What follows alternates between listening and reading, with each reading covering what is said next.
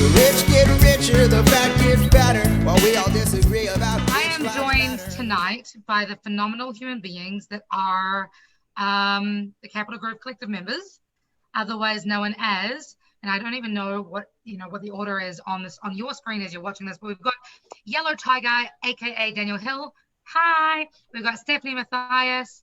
Hi. We got Joey J Drums, aka Silence Echoes, aka Joey Jenkins. Hi. We've got Mason McCormick, aka Bartholomew, aka Mason McCormick, aka the Dusty Stars. Hi.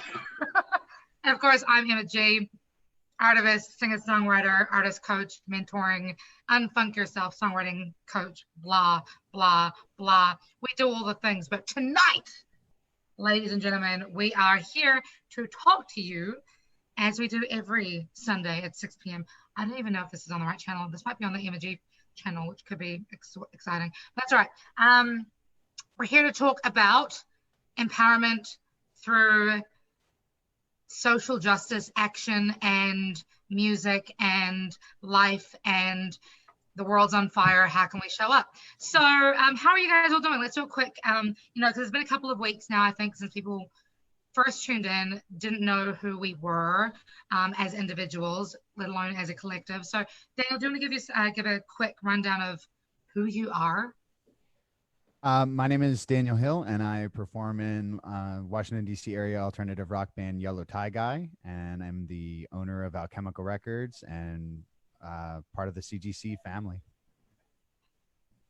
Cool. Joey?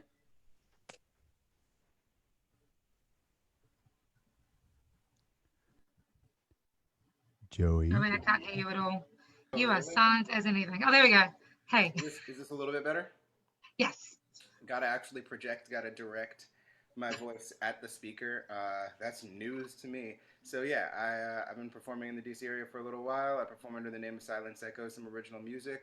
I'm lucky enough to be Emma's drummer. I drum with a group called Most Savage Gentlemen. I drum with a group called Illy Amy. I drum with a group called Bad Robot Jones. And I am, love making sure that the little bit of a platform that I have is used for good. Cool. Stephanie? Man, you had that down to like a beautiful monologue. I'm Matthias, singer, songwriter, pianist, electric violinist, mental health advocate, and proud member of the CGC. Really happy to be here. Yeah, it's been an interesting week. Every week is different these days. But I'm just really happy to see everyone's faces. Absolutely. And Nick. Hey everyone, I'm Nick DePinto. I am a musician and actor and artist and artivist, etc. in the Washington, D.C. area. I perform with the Dusty Stars. I wear a cowboy hat and perform as Mason McCormick. And I've sung for a bunch of other bands in the area. I'm primarily a songwriter and a proud CGC family member. Yay. So I guess, first of all, I mean, you started hitting it on the nose, Stephanie.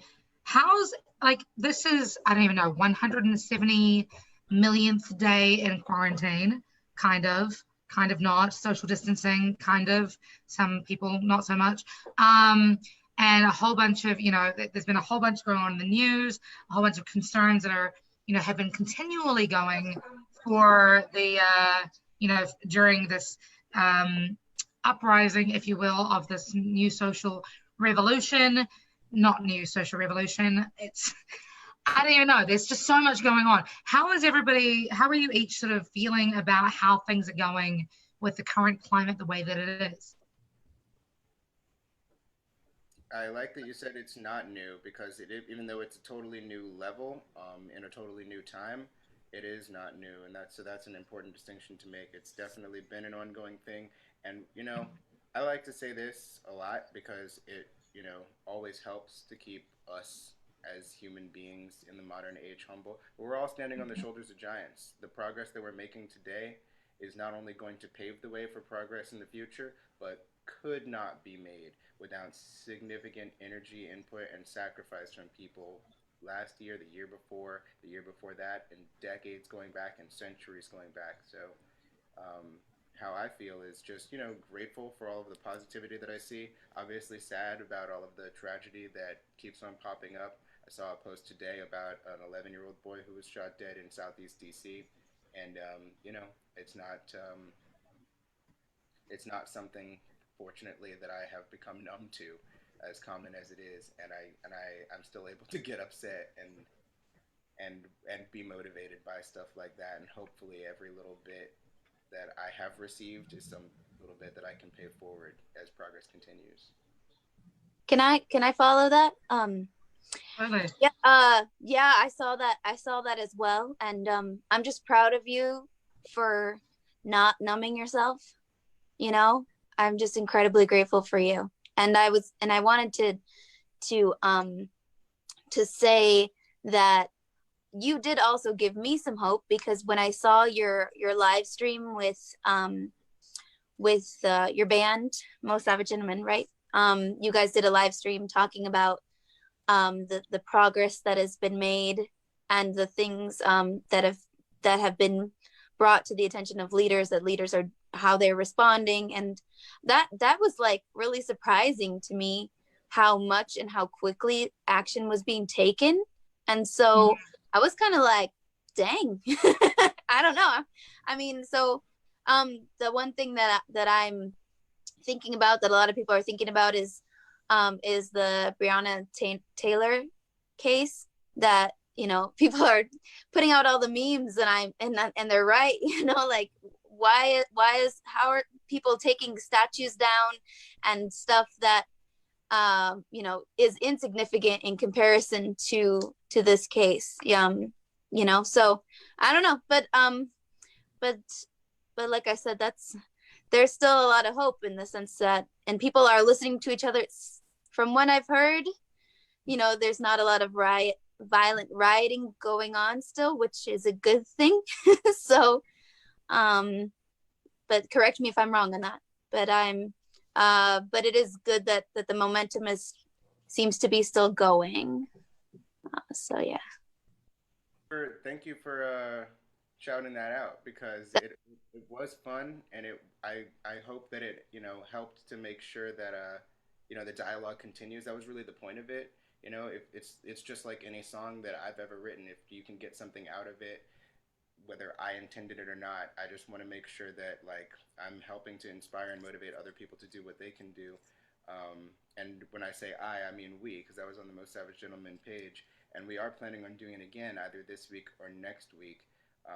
There's only a little bit of ambiguity there, because there have, you know, been some health stuff going on with some of the band members. But we definitely don't plan on stopping that. You know, it's not going to be weekly like this is, but it'll hopefully be something that we do monthly. Cool. Yeah. Joey, you're a little bit quiet, just FYI. I don't know why, just putting it out there. Daniel, Nick, do you have any additional comments about how I'm dealing with things that are going on right now? Yeah. How I'm dealing, especially as a Elijah writer? I mean, I'm honestly, I feel constantly like thankful and overwhelmed, kind of simultaneously, when I look at the things that are like positive and negative out there in the news. I don't think I'm a hopeless optimistic, but I'm always looking for the opportunity to engage in these kinds of real conversations with people, and sometimes it's difficult too, because the platform that people are looking to use is 160 characters, you know, and so it's really not the best platform all the time to comment on people's posts or to respond to people's posts online. It's I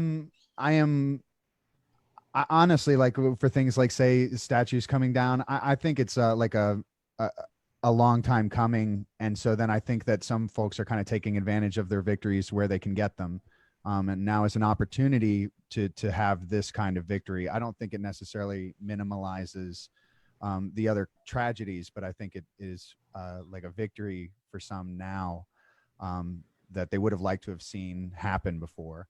Fair enough. And so, but I know folks that are you know, confused about the history of statues, or you know, I know that it's a big talking point now for, say, the statue of Abraham Lincoln with the slave kneeling next to him that's been freed. But Frederick Douglass dedicated that statue and has a really great speech that everybody should read. And so, like, I think it's important that every facet of our history should become clear and apparent and discussed, and people should kind of research things out. And then if they still want to take down statues, they should, you know, but I think it's really important that we look at a case study in each individual example, and try to make a determination about it. And then there's lots of things that like these statues are not going to change quickly, but I'm optimistic that the social changes that we're going through right now are positive, that the conversations we're having lead to a positive end. And again, not from like a hopeless optimistic standpoint, but because it's really important that hard conversations take place in order to see the changes that we want. That's all I have for now. Daniel, can I respond? Absolutely. I am so grateful to. Can you guys hear me better now? Yeah. Yes. So it has been almost one whole week since the last time that I like actually did something interactive online, and my input volume was down really low for some reason.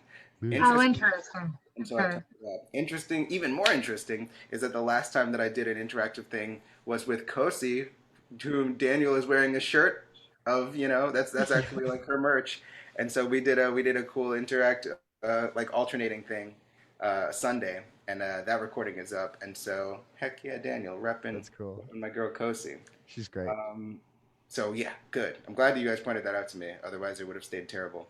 To your point, thank you, Daniel, for bringing that up. My bassist Dan is actually friends with a gentleman who was trying to spearhead, and may still be spearheading, an effort to like defend that statue's you know, existence there in the Lincoln Abraham Lincoln Park. Is it just called Lincoln Park?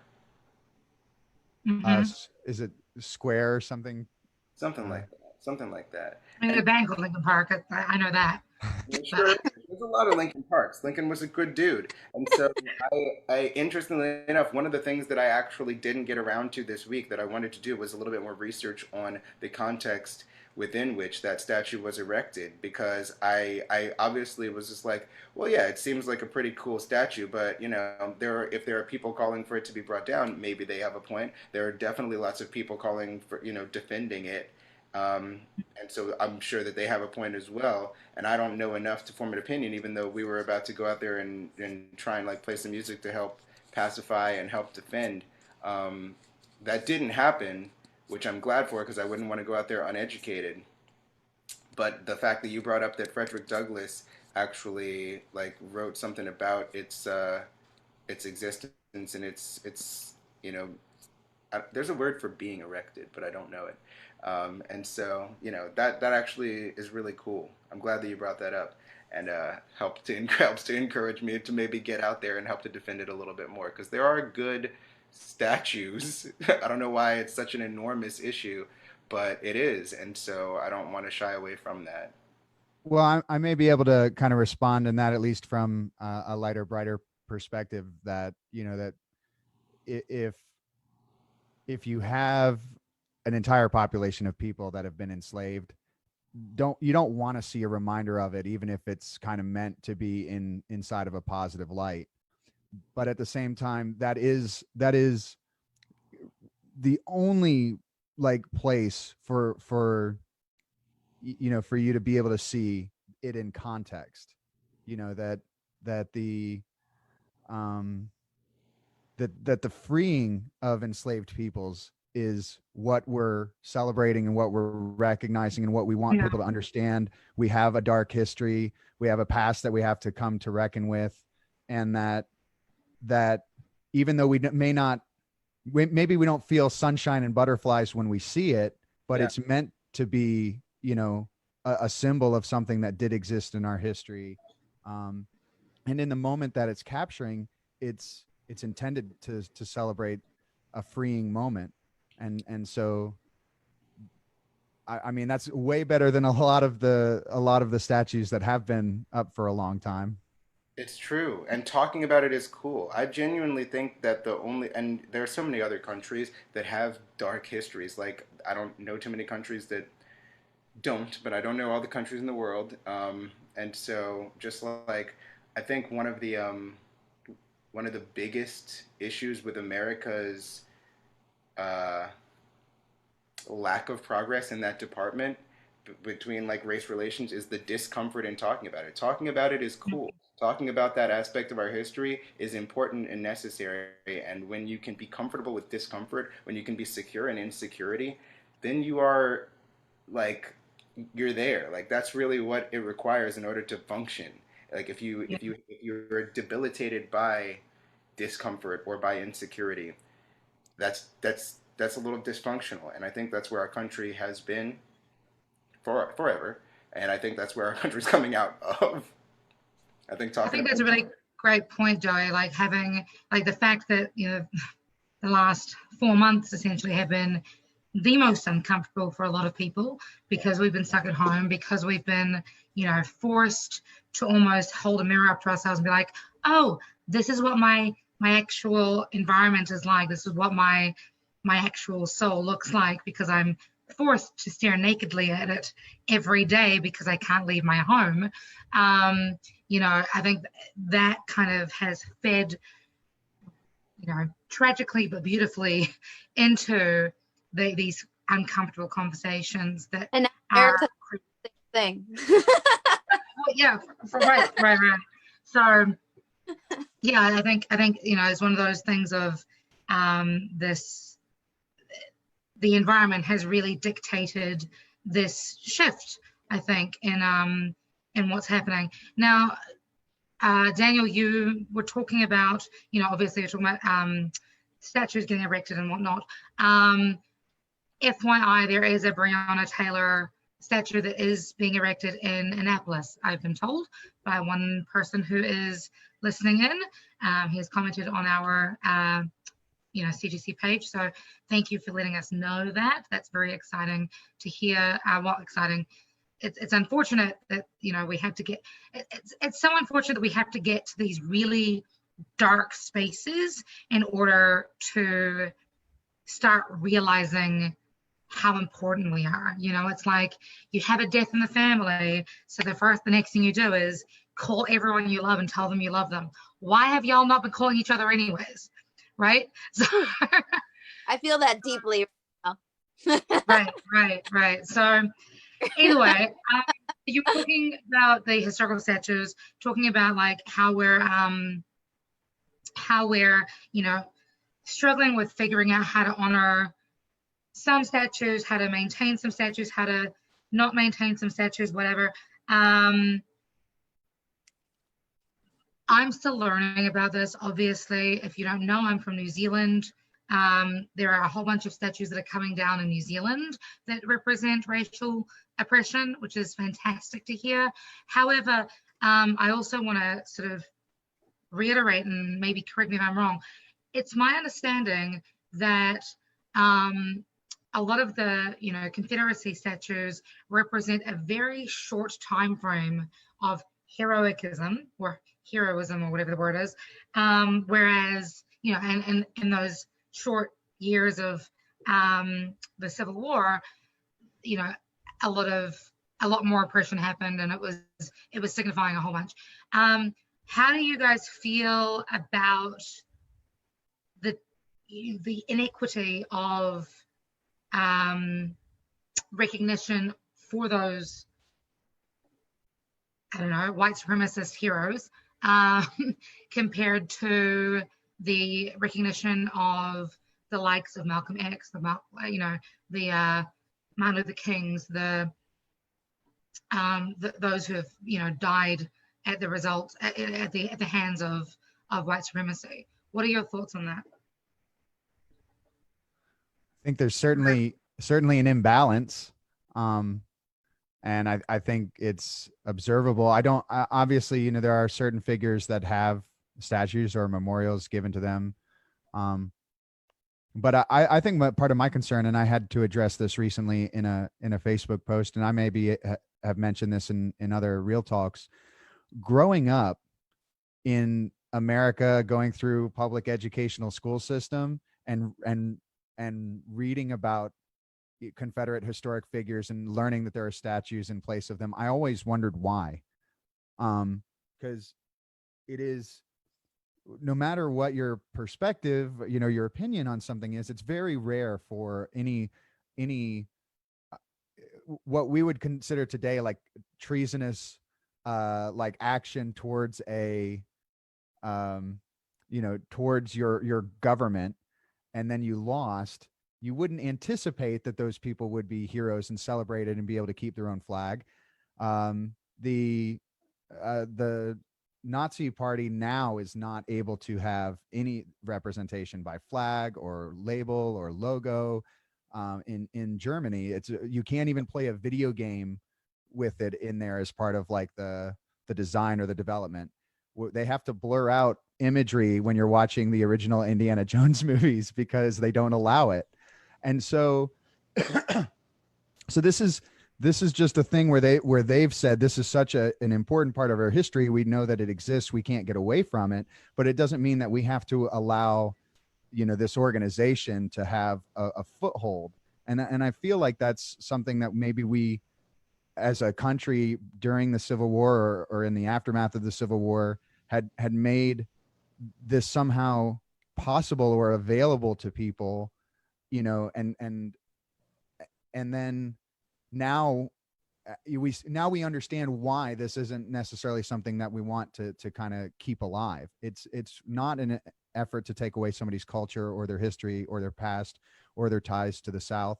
It's really just a recognition of that there is no separation of the states as far as Union and Confederacy anymore. That time is over. And so there's no reason to keep these antiquated models for how we still continue to show this division between North and South as if it was still somehow still going on. That concept always seemed weird to me, even as a child. It is weird. Well said, Daniel. It is weird. Growing up in a similar place, going through a similar school system, um, I didn't question it too much personally, but I found out, was reminded actually. I think I knew it before, but like those statues weren't erected right after the Civil War, which obviously would make a lot less sense because, like you said, the Confederacy was trying to annihilate the Union. There was no ambiguity. There were more American deaths in that war than there have been in any other war. Um, and most of those statues were erected 70, 80 years later in the 20th century when there was a resurfacing of the KKK and other such white supremacist organizations. Those statues were erected almost 100 years after the Well, Civil War. geez, that makes it like 20 times worse. That's what it is. That's just what it is. Those statues didn't, after the Civil War, they didn't get honored. Somebody had mentioned that the statues actually were erected during the time of additional civil rights protests. Right. And so it was done in the sense as a slap in the face to say, well, you've got your civil rights that you're going to fight for, but look, we're going to put up another statue of General Lee, and I honestly, like, I'm not so keen. Like, I don't know the details of that to be able to argue, but I mean, if you look at the timing of the statues going up, it's a reasonable claim. It's like having and I felt really cool about this, even though I haven't like thought too hard about it or mentioned it anywhere. But the prohibiting of the Confederate flag at NASCAR events, the fact that it was allowed there is not just a celebration of whatever Southern heritage that was trying to annihilate the United States that people still celebrate, and they have a right to do so, but it's also, and it historically going back is increasingly a reminder to black people particularly, you're not safe here. Don't feel safe here. Don't think that you can do what we can do. You can't. That is what it is intended to say, and that is how it makes Black people feel. On a follow up to NASCAR, I'd say that they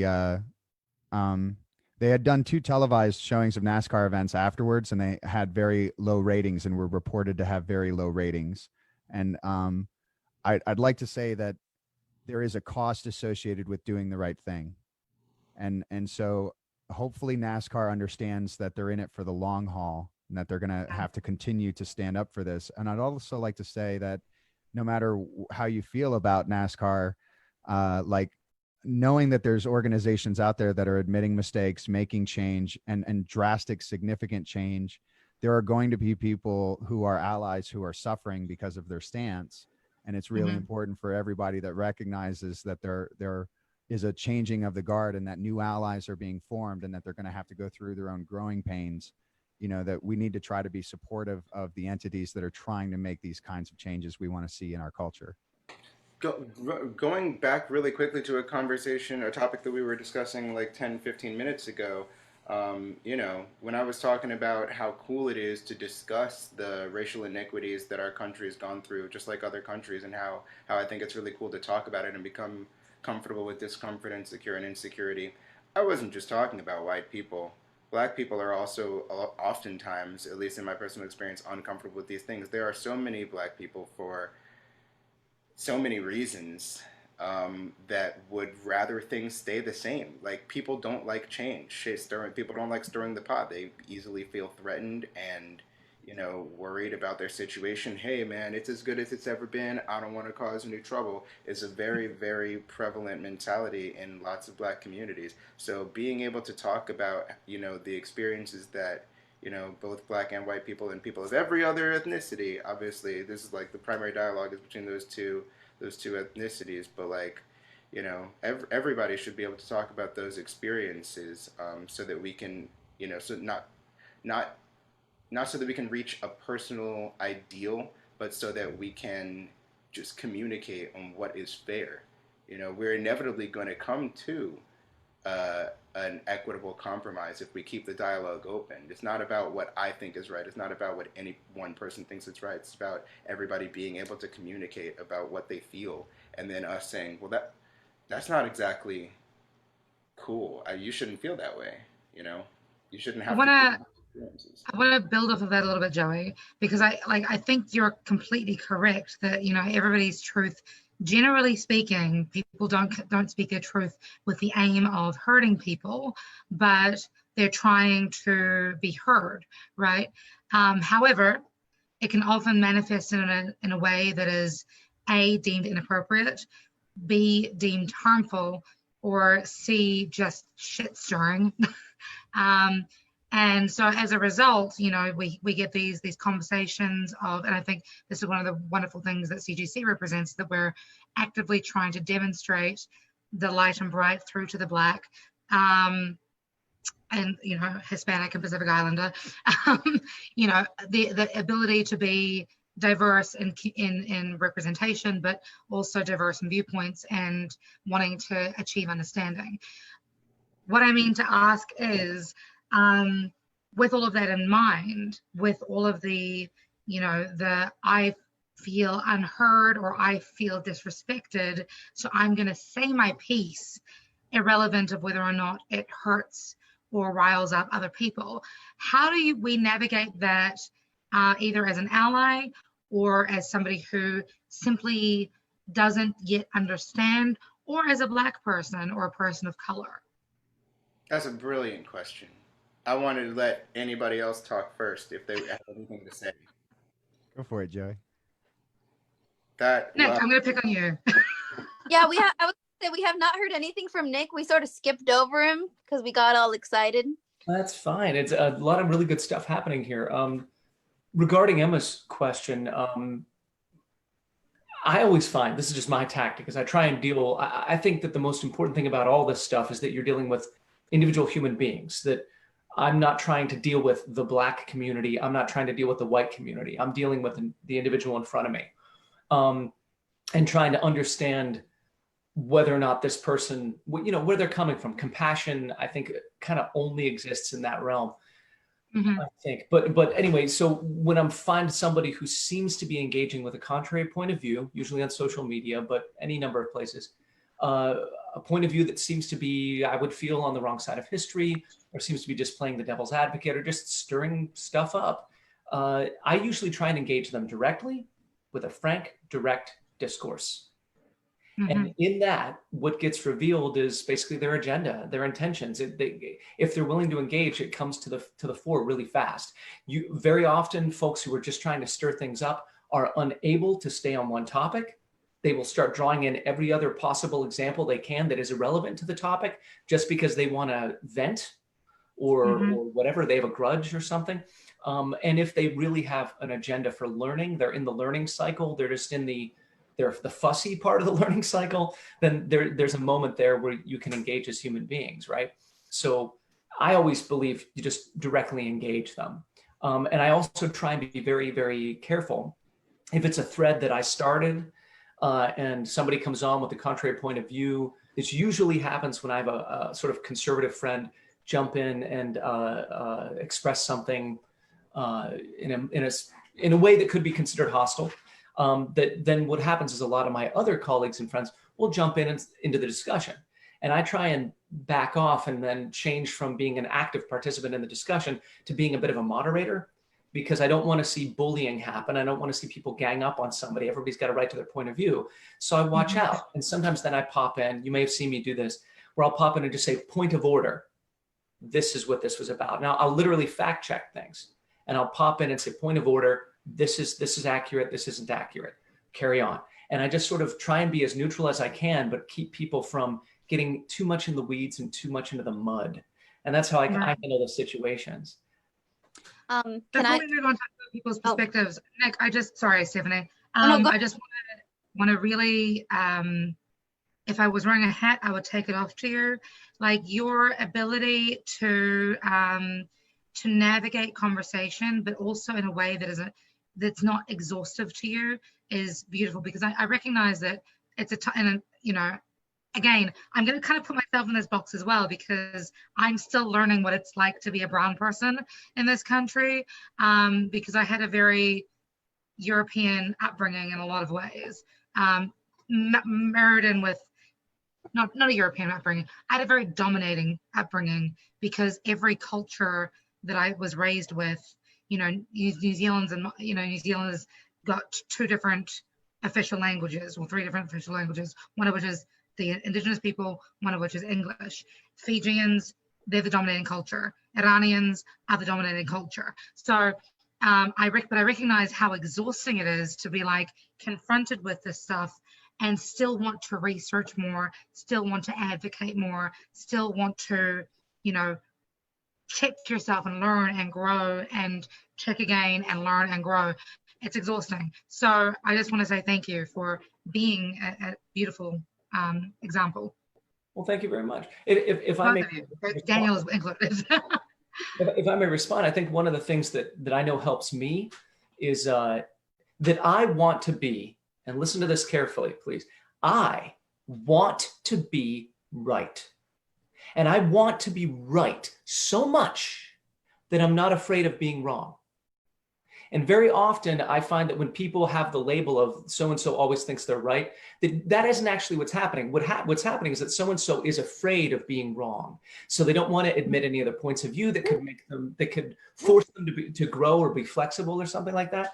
So I find, keep your eye on the I want to be right prize, and then everything that's in your way, just kind of swat it out of the way. And hopefully you'll be learning. That's part of the learning cycle. Earlier, you said something, Joey, about sort of that uncomfortable space that we're finding ourselves in now, and how it's a really valuable thing for everybody.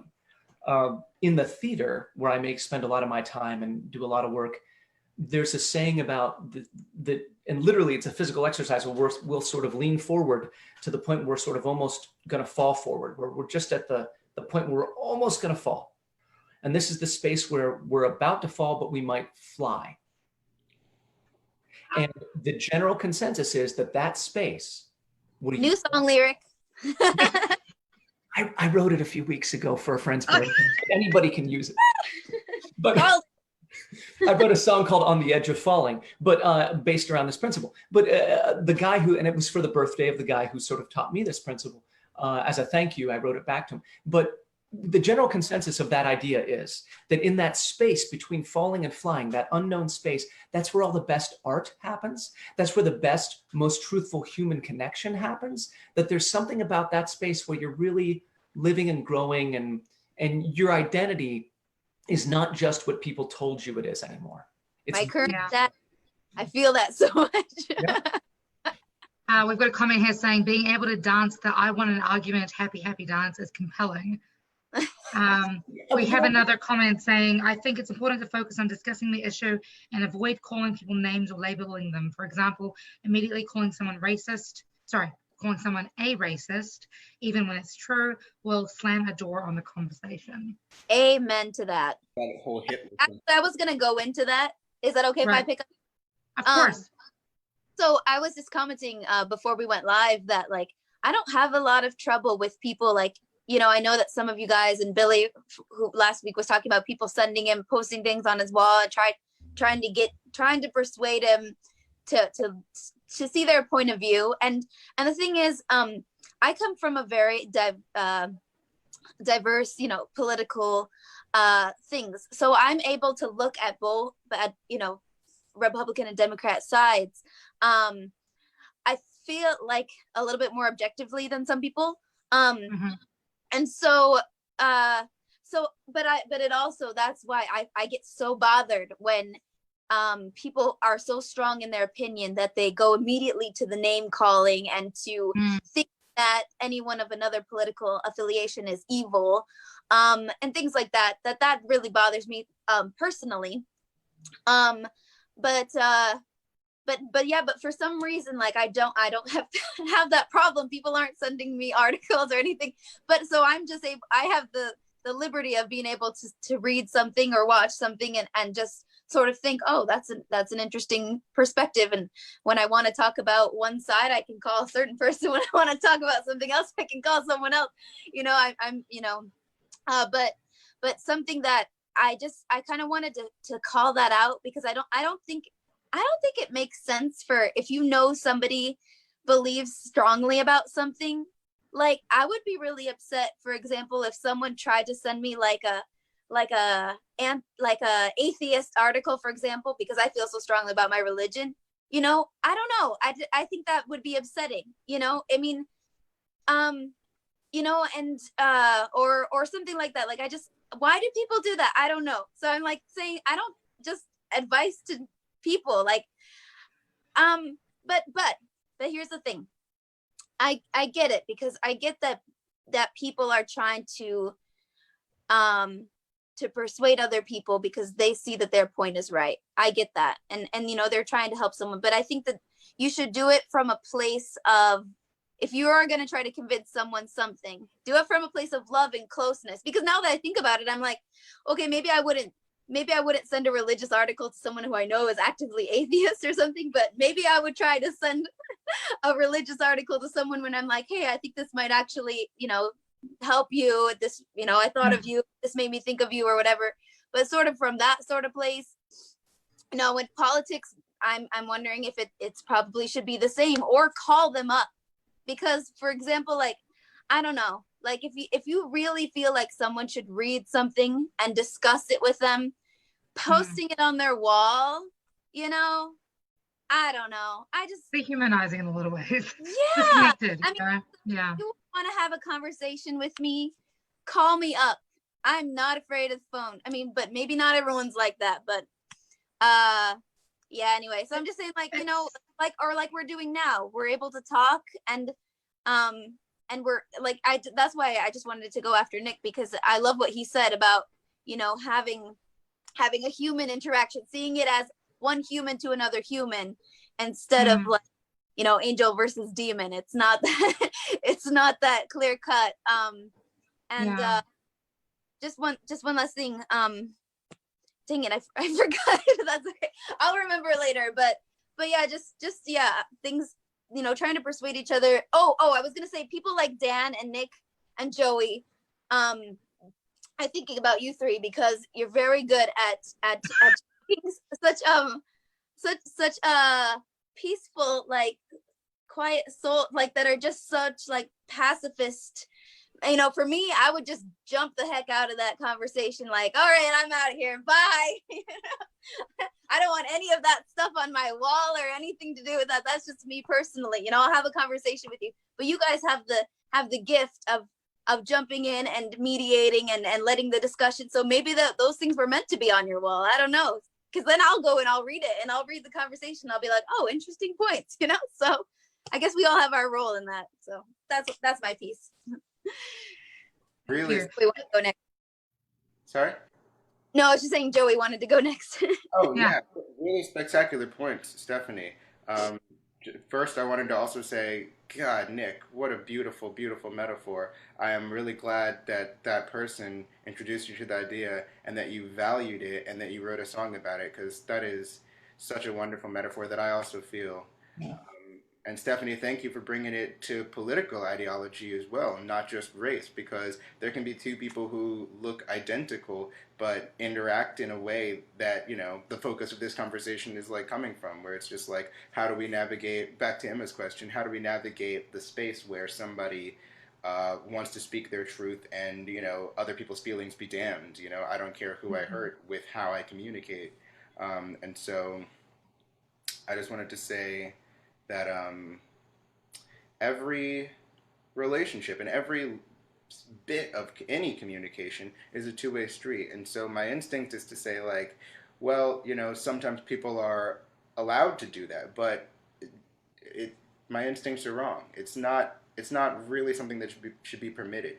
What I find that a lot of my good and very smart friends need to be reminded of very often is your feelings are always valid. There is no time where any feelings that you have ever had in your life are not okay to feel. But what that does not mean is that it's okay for you to express them in any way. We have hearts that are capable of feeling a ridiculous range of emotions, and those are all for a reason. There are lessons to be learned from those. And we have brains that operate on a totally different level that can help us to process those lessons and those feelings, that help to mediate and moderate our activity with inhibition. And so to extend someone the understanding that they deserve when they're not respecting your feelings is not required of you. But I think that that is a really great way to try and navigate that space. And I think that it oftentimes, when we're talking about the objectivity of accepting others' political ideologies or experiences in whatever context, that's what we're doing to them. When Nick's acting more as a moderator, he's stepping back and saying, all right, well, you know, this person has a valid point, this person has a valid point, you know, and that's going, like, that's really accepting the feelings in their heart and how they're choosing to express it, and noticing that the other person on the other side, who is not Nick, might not, you know, receive that entirely well, because they're not the person who's expressing it. Isn't it? It's all pretty convoluted, but being able to step back and have that perspective, Nick, once again, great job.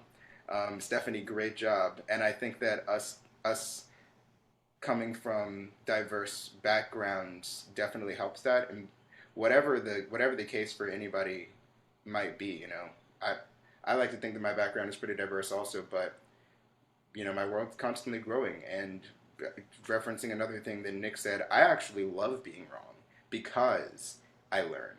You know, being right is cool, but I actually love losing, and I love being wrong, and I love when, like, you know, just having the opportunity, like, winning is great, being right is great, but what have I learned? All that I've learned is that I'm already good at this. All that I've One of my learned. favorite sayings is, I don't fail, I learn. Yeah, so those are Yeah. opportunities. I tell Natalie. So those are opportunities, and I think that if we can all remember that our feelings are always valid, but that we are under an obligation not only to express them in ways to respect people's feelings, but to also try, though it's not required of us, to understand that other people don't always have that in mind when they are expressing their feelings, then I think that we'll always be able to get back to a point more easily where everybody's communicating respectfully and responsibly. Love that. And so we've only got like 13 minutes left, so I want to sort of piggyback off of that idea again, Joey. You're so good at doing this, like setting up the house for me to just be like, oh look, now this other topic that I want to Segues. quickly talk about. Thank you. That's the word I was looking for. Segue. I mean, so communication forms are really important, and being conscious of how we show up for each other, to each other, and for ourselves is really important. One of the beautiful things that I learned recently, after 2 years after establishing the Capital Groove Collective, is that, hey, apparently I've managed to assimilate a phenomenal group of human beings that share my value system. It doesn't even matter how amazing your music is. The fact, I mean, that is obviously a given, but you know, the fact that we all share, you know, the same values is really really wonderful. In fact, I was watching a TED talk from Simon Sinek about it today, about how everything should be why, how, what focused. So everything should be centered around the why. And of course, CGC being the artivistic community that we are, we have a very important why at the moment. And one of the ways in which that has manifested itself lately is in the recording and soon to be release of our first collaborative single. And I was gonna say, I paused there for a minute because, like, when I say collaborative, I'm not just talking about Stephanie showing up in my music video, or both Stephanie and myself showing up in Solia's music video, or, you know, Joey playing drums for me or whatever. Already done. This is a legitimately, yeah, right. This is a legitimately collaborative project that we are all feeding in on. And it's a song called Dig Deep. Can we talk about that for a minute? Yeah, let's do it. Go, Nick. Take the lead. No, just Dig Deep was a really kind of joyful collaboration. In fact, I remember saying to you, Emma, I think at your one Friday at 5, Live at 5 show, I think we should try and do like one annually. I know. I was thinking that, like, yeah, where we just where you know, multiple of us, whoever wants to be on board, you know, we sort of collaborate on the writing and creating of a song, and we, you know, examine it, critique it, evolve it, just in-house together ourselves, and then we get together at the studio and we just build it with everybody that's there, and then we make that available to other members of CGC that were not present, and in their home studios or in some sort of remote possibility, they can add other elements. And it all gets mixed together in a nice big stew. And Dig Deep was a particularly gratifying one because the process by which we made it more or less 100% sort of echoed the theme of the song itself. It was a song examining sort of current socio-political movements with Black Lives Matter movement and some of the tensions and some of the insights that are coming out in society right now because of that, but looked at this idea of multiple voices working together to evolve something. And we literally did that in the creation of the track, as well as in the theme of the track itself. So I thought it was beautiful. I was so pleased. I remember we talked about what would success be for this track. yes, Saying success is one, whether we can actually do it or not. We've got all these chefs in one kitchen, right? So success number one is, can we actually do it? And then success number two is, does it, you know, achieve something, making people feel something and get a message out there? But we succeeded in number one, I think, definitely. We get to see the proof in the pudding, but yes, I have good feelings about it. I think it's going to be like, I, you know, piggybacking off of what Nick said in terms of the creation process, I was really hoping we could talk a little bit about it today because, you know, for me, this is my first like co-written song. So I'm super excited about it. This is my release, like, to me, you know, this is really special to me, during a time where, you know, I was going to be releasing, you know, my own solo stuff, and now this is coming out instead, and I'm really happy about it. So I'm taking this as my personal release. But in the creation process, I loved the conversations that we had of, you know, all of the feelings and processing, you know, that we were feeling anger, we were feeling, you know, kind of a rebel, and then we sort of kind of also had the conversation of, you know, we're inviting people to join us. I mean, it was really, we dug deep in the songwriting process, and it was you know, and I loved that we were able to have that conversation. Like I remember literally saying in the songwriting process, like, I'm a lighter and brighter person, you know, sort of hopping onto the anti-racist trail, and I want to be given that chance, you know. And that's what made you guys decide to well, no, it wasn't just me, but I mean, like, I know, you know, Nick was too in the process, like saying that, like, you know, we want to invite others to do that. What's our goal with this song? Like, are we, you know, and but also saying that we're strong enough to you know, to do this on our own, but we're inviting you to join us. You know, it's more for for those who were inviting, more than for those who are fighting, right? You know, like having the blessing of being a better person. Right. And there's so many levels of the song, right? So I'm just really proud of it. That's always one of the beautiful things about just writing a song in general, is like, as a songwriter, you have that moment where the only way to contain how you feel is in that melody and in that set of lyrics. And then it has a chance to go out to the public, and they may be aware of, you know, the origins of the song, but the ability that it has to impact them emotionally, logically, can be very different. The way that it resonates with somebody, you know, can be very different from the writer's side of it, but still be cohesively still the same kind of message. It's a really strange phenomenon. Hopefully it'll open up for conversations then. I mean, that's another layer of beauty to that. Well, I think that's the magic of being an artivist, is that, you know, it's part of being able to ignite conversation and then inspire connection and more communication. And by communication, I'm not just talking about talking, I'm talking about listening to one another as well. You know, and I think, you know, it was such a joy to be able to share that writing process with you guys. I mean, Joey, you weren't there for the conversation, but Daniel, Stephanie, and Nick were.